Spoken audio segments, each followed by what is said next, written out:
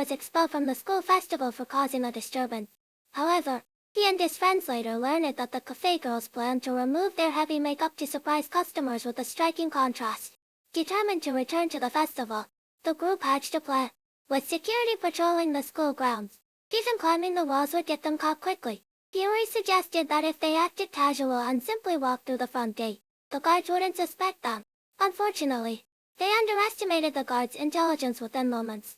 All were detained, but this was all part of Iori's plan.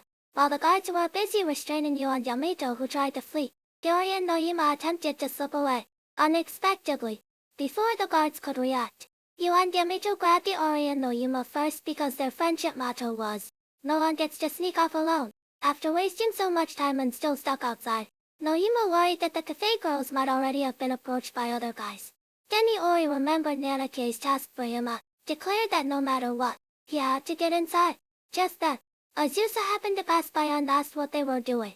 After hearing their story, she offered to sneak them in on one condition: they had to help set up the concert just like Kōhei.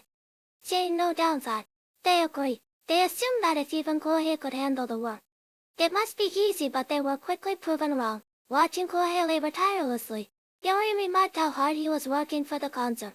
Then, Iori noticed that Kōhei's dedication was attracting female attention, giving him an idea. He used Kōhei's bait to invite some girls to a mixer. As expected, when they heard Kōhei would be there, the girls eagerly agreed to join after work. Meanwhile, Kōhei's efforts earned him praise from the event organizers, along with a French concert ticket as a reward. Just as he was reveling in the thought of seeing his favorite voice actress up close, Iori and the others suddenly dragged him away.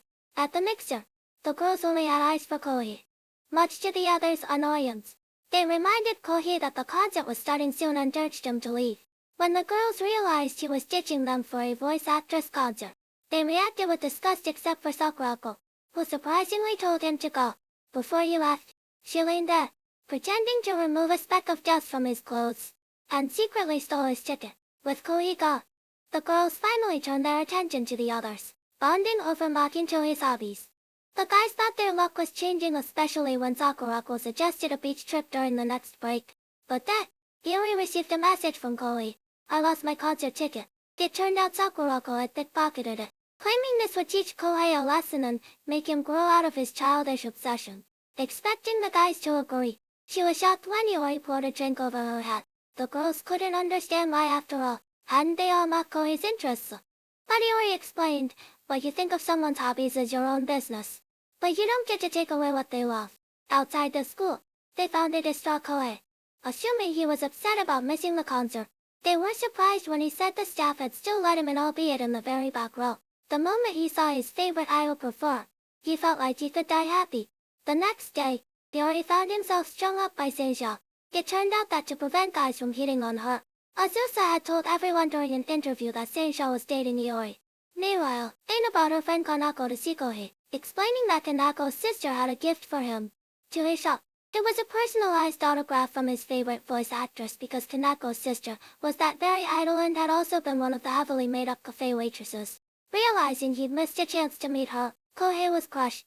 Kanako shared that her sister was grateful for Kōhei's support and even mentioned that Iori seems like a great guy. It turned out Iori had spoken with her briefly at the cafe, where he praised Kōhei. "He's amazing, he never backs down from what he loves, even if no one else gets it."